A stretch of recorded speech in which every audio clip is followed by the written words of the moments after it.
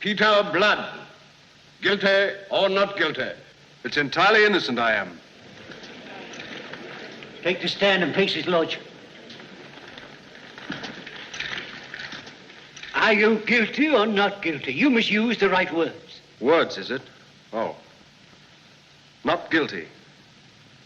And speaking of words, I'd like to say a few about the injustice of keeping an innocent man locked up for 3 months in such filth and heat and ill feeding that my chief regret is I didn't try to pull down the filthy fellow that sits on the throne. Silence. Are you entirely ignorant of the proper procedure of the court? Most happily ignorant up to now. I could gladly have done without this acquaintance.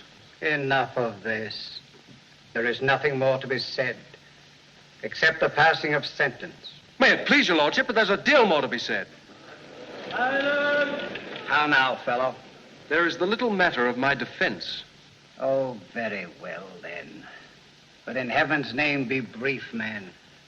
We have much to do. I am guilty of nothing, my lord. Unless it be adjudged a crime that a man try to live peaceably. Living peaceably with the army of Monmouth. I was not with Monmouth's army, my lord. I was arrested while engaging in my profession as physician. What's this? Do you tell us you're a doctor, you rogue? And as such was summoned to the aid of Lord Gildoy by Jeremy Pitt, who can so testify. Oh, Master Pitt will testify. He that is himself a confessed traitor. Is that your witness?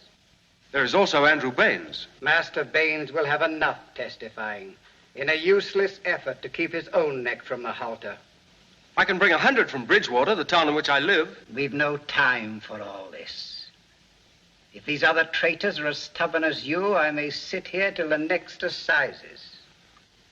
Very well, then. Faith, it's a witness I'll give you that you can't deny. Yourself, sir. For if I'm not a physician, how is it I know that you're a dying man?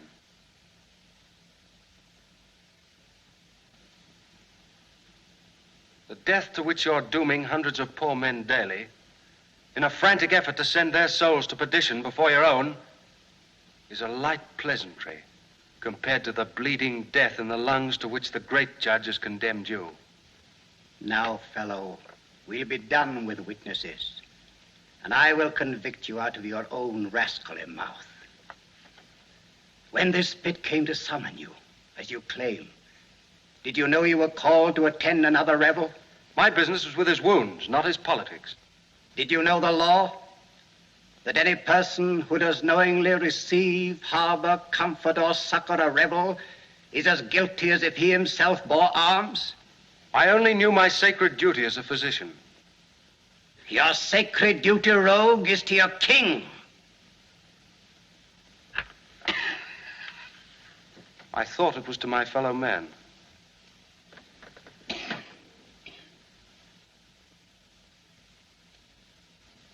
It's a fearful thing to send a man's soul to perdition. But I am bound by my conscience and my love of my king to deal out justice.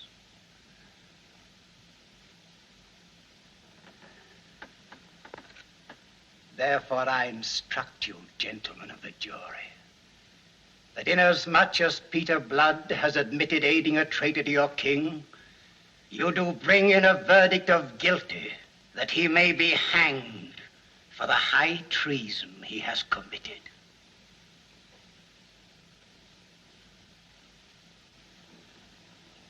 What a creature must sit on the throne who lets a man like you deal out his justice.